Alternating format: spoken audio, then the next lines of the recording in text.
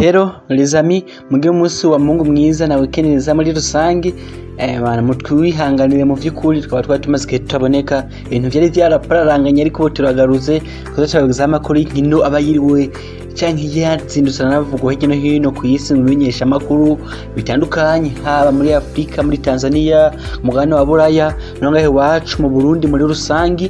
Tukaba tubibutsa gukora abone canke subscribe kuri page yacu ya Intare Web TV, mukore abonema kuzamura abana ibiganiro vyacu vya buri munsi. Twebutse ko mu minsi iri imbere twegongeza n'ibindi biganiro by'ibintu mu by'ukuri byo kwigisha nyina ibintu by'ubushakashatsi nk'uko nakubeseriye ko uzatumira n'inshuti zawe n'abagenzi bawe muri rusangi gukora mu by'ukuri sabone kuri page yacu Intare Web TV, tukabandanya tubana ibintu byose bimaze neza cyane. Utibego no gukora share mu yandi magroup ya WhatsApp na Facebook hamwe na j'aime canke like muri rusangi. Amakuru yacu uyu munsi katohere mu gihugu ca Espagne, ukimenyesha makuru maka kitubwira kiti Real Madrid yagarutse, ikaba cagarutse ku rukino Real Madrid yemera tsinda umugwi wa Deportivo Alaves ibisindo bine muri kimwe, ibisindo bibiri vya Karim Benzema, igisindo ca Casemiro ku munota wa 15 hamwe n'igisindo ca Eden Hazard mu vy'ukuri yanatanze pass yavuyemwo igitsindo. Ikimenyesha ko kitubwira kiti mu vy'ukuri umugwi ginje neza cyane, harimwo individual performance ya Toni Kroos hamwe na Luka Modric bigeze neza cyane mu vy'ukuri, bakaba batsinze umugwi wa Deportivo Alaves wa muri celebra imyaka 100 umaze ubayeho. Ikimenyesha amakuru cyangwa no kuri Ronald Koeman umumenyereza wa FC Barcelona kitubwira kiti umumenyereza mu vy'ukuri yemeje yuko bamwe ba membre ba FC Barcelona bifuza gusinyisha Eric Garcia muri uku kwezi kwa mbere aho kumusinyisha mwici. Akaba kitubwira yuko mu vy'ukuri kubera ibibazo vy'ubutunzi irimo biragenda bigorana, ariko imyanzuro mu gihe kiri imbere igiye gufatwa bakare umuntu basinyisha mu vy'ukuri muri uku kwezi mu vy'ukuri kwa mbere. Ikamenyesha amakuru Mundo Deportivo nacagarutse kuri FC Barcelona kitubwira kiti uyu mugwi mu vy'ukuri wifuza gusinyisha Eric Garcia muri uku kwezi kwa mbere, ati barimo barashiramwe inguvu, ati 65% n'ibicindwi abatoye yuko umukinyi yosinyishwa muri uku kwezi kwa mbere akaza gufasha umugwi wa FC Barcelona. Akimenyesha amakuru cagarutse no kuri Youssef El Nesri umunyamaroc yamarigize neza cyane mu gusinda ibitsina bitatu wenyene mu rukino Sevilla iratsinda Cadiz ibitsina bitatu mu buso mu gihe cagarutse no kuri Memphis Depay wari muravugwa nyine muri FC Barcelona, kigakora no ku rukino Atletico Madrid zaho kiniye umunsi mu vy'ukuri n'umugwi wa Valencia. Atletico Madrid ishaka kushimangira ikibanza cyaho ca mbere yamaze gufata. AS nayo yagarutse ku ntsinzi ya Real Madrid tubwira ati Karim Benzema, Toni Kroos, Eden Hazard na Casemiro bafashije umugwi kwigenza neza cyane kucukwiza amanota 40 mu nkino 19 maze gukina iyi sezo. Akaba yatubibutsa yuko urukino rwamenyerejwe na umumenyereza wa kabiri Betoni manyo Zinedine Zidane bamutoye positive kuri COVID-19, akaba rero urukino nawe yarorereye muhira nk'abandi. Daily Star mu gihugu c'Ubwongereza yagarutse ku rukino guhuza Liverpool na Manchester United uyu munsi igace isaha mu vy'ukuri 12 muri FA Cup. Kitubwira kiti uru rukino mu vy'ukuri nibindi abacabaze ku majambo ya Jurgen Klopp avuga ati isi irimwo iraraba, ati uru rukino mu vy'ukuri ni urukino rugoye, ati n'ibintu bidashoboka kwemera gutsindirwa imbere y'amamiliyoni y'abantu bisimo bararorera baza kurorera mu vy'ukuri urukino. Akaba urukino za guhuza Real Manchester United na Liverpool muri FA Cup muri round ya 4. Yakimenyesha ko cyagarutse no ku rukino rwari rwahuje Tottenham na Manchester City muri FA Cup nyine aho gwarangiye Manchester City tsinze bitatu muri kimwe. Akaba rero mu vy'ukuri ibitsindo vya Jesus Nava vya Gabriel Jesus, akaba harimo n'ibisindo vya Phil Foden mu vy'ukuri umugwa Manchester City ubana yakwigenza neza cyane wacukatisha itike yo kuja mu yindi round ya FA Cup. Daily Express yagarutse naho ku rukino rwa derby mu vy'ukuri uza guhuza Liverpool na Manchester United kitubwira kiti we walk the walk.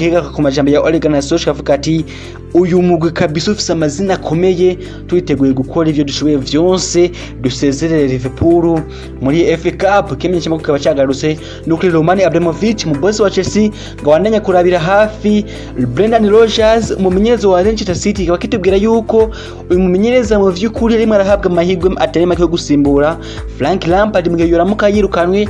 Ariko kikatubwira kandi yuko Frank Lampard Chelsea irapanga kumuha iyi season yose kayirangiza, ariko amaze kuyirangiza bikabananya kwanka bazoca baha Brendan Rodgers. Akaba mu vy'ukuri arimo aravugwa mu vy'ukuri mu gwa Chelsea, akaba kandi na Thomas Tuchel yahora amenyereza umugwi wa Paris Saint-Germain nawe arimo aravugwa. Daily Telegraph yagarutse nawe ku rukino rwa rurahuza mu vy'ukuri Manchester City izindi mu mugwi wa Cheltenham isino muri kimwe, bakagarutse no ku rukino ruza guhuza Liverpool na Manchester United muri FA Cup nyene uyu munsi. Ikamenyesha makuru ADM kaba cyagarutse ku rukino rwa ruhuje Arsenal na Southampton, aho Arsenal mu vy'ukuri yasezerewe isino na Southampton igitsinde kimwe mu busa. Akaba mu vy'ukuri uyu mugwi wa Arsenal wowe warantwa n'igikombe cyo mu mwaka weze nya cha FA Cup, ariko bikaba birangiye mu vy'ukuri tarenze round ya karimo nako bibabaje ku basore ba Mikel Arteta hamwe n'abafana ba Arsenal muri rusange. Kimenyesha makuru Mwana Sport mu gihugu ca Tanzania cyakase kuri Simba Sport Club umugwi kwamaze gusinyisha umumenyereza w'abanyezamu uwo mugwi kabisa mu Faransa. Uyu mugabo akaba amaze kumusinyisha mu vy'ukuri aje gufasha abanyezamu basimye nyuma yaho basezerewe na Yanga basinze kuri za penalty. Akaba bavuze turabona ko dukeneye renforcement ku banyezamu bacu, akaba basinyishije umumenyereza wo mu Faransa. Uramubona yambaye agapira kera, akaba yaje kumenyereza abanyezamu ba Simba babandanye kwigeza neza cyane. Kimenyesha makuru kandi twacagarutse no ku rukino zo kuza Simba na Al Hilal mu nkino za CAF Champions League. Akaba kandi ikimenyesha makuru tunabibuze ko umugwi wa Tanzania ku munsi w'ejo warawutsinze umugwi mu vy'ukuri wa Namibia muri Chane, aho wasinze igitsindo kimwe mu busa. Mu vy'ukuri arosa na tatu yawo ya mbere muri Chane mu gutsinda urukino rwayo rwa mbere mu vy'ukuri. Akaba rero tubibutsa yuko Tanzania isanzwe iri mu kibanza cya gatatu mu itsinda rya irimo, aho rero iri imbere y'umugwi wa Namibia mu gihe imigwi iri imbere ari Guinea ifise amanota 4 hamwe na Mali nayo ifise amanota 4. Akarukino rwayo rwa nyuma zocikina mu gisura kiragihugu wa Mali. Mu vy'ukuri tuvuga ati abatanzania turabateye intege. L'équipe mu gihugu cy'u Faransa yagarutse ku rukino rurimo rurakuza Marseille na Monaco. Monaco itsinda Marseille kitubwira kiti Marseille muri rouge mu vy'ukuri iri muri danger, ikemaze inkino zitari zikitakaza kamu vy'ukuri mu gutari muroroherwa naka na gato. L'équipe kandi agarutse kuri derby iza guhuza umugwi wa Saint-Etienne na Lyon, etubwira ati uri derby mu vy'ukuri tayangwe kwerekana ibintu by'ibimenyetso n'ibindi, ati ntaza kuba mu vy'ukuri ari urukino goroshe hagati iyo migwi ibiri mu vy'ukuri yo mu Bufaransa. Gazeta dello Sport mu gihugu c'Ubutaliyano yagarutse ku rukino mu vy'ukuri rwa Inter de Milan igiye gukina mu kanya, ikaba yagarutse no ku rukino rwa Arsenal nemera tsino n'umugwi wa Atalanta bisino bituma ubusa.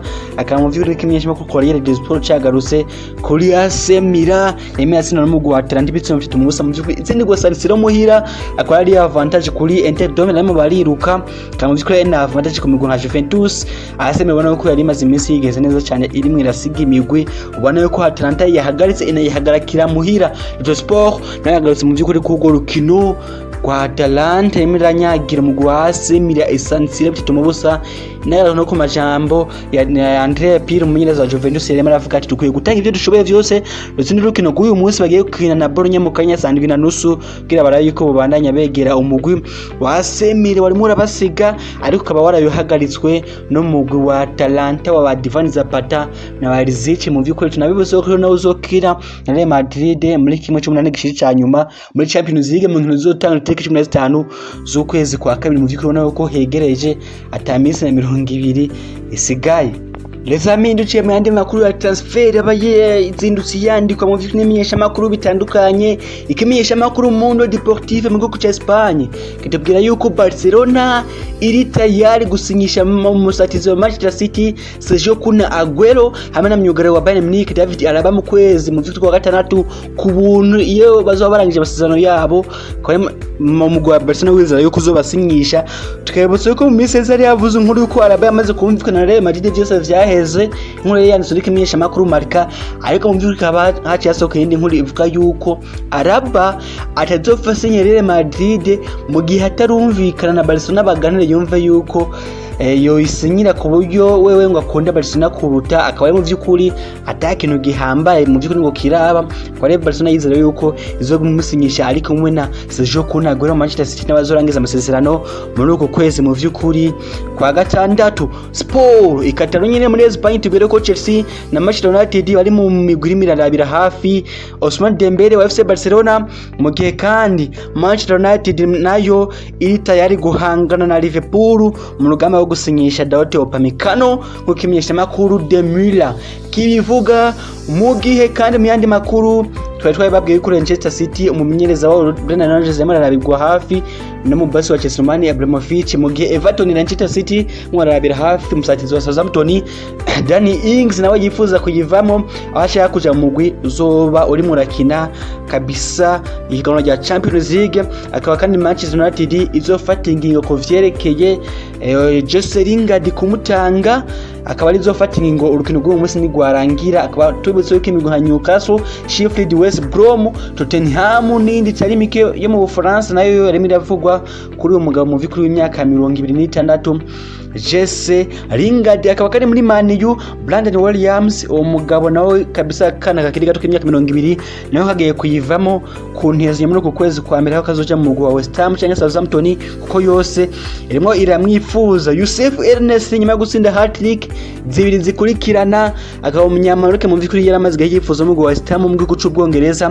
ariko uwo mugabo akaba yase kuva muri Maroc yavuze ati sinimo ndapanga kuva muri Maroc ahubwo je mpanga kuguma ngaha mu mugwi wa Seville wo muri La Liga. Akaba yandi makuru ari Socrates Papadopoulos umunyogarira mu by'ukuri wa Arsenal, umugabo akaba amaze kumvikana na Arsenal kurangiza amasezerano, akaba umugabo agiye kuyivamwo arimo arifuza n'imigwi nka Lazio, Roma mu by'ukuri wo mu gihugu cy'Ubutaliyani akaba ari wo ashobora kwerekezamwo avuye muri Arsenal nyuma yo kumvikana n'uwo mu kurangiza amasezerano yiwe nka kujya babigize kuri Mesut Ozil. Tubize ko Mesut Ozil bizotangaza ko yavuye mu mugwi wa Arsenal ku munsi w'ejo ku wa mbere nko ku boss wa Fenerbahce ubwiwe heruka kubitangaza. Guys, mugire umunsi mwiza nibe vyiza mubane kumererwa neza cyane, murakoze.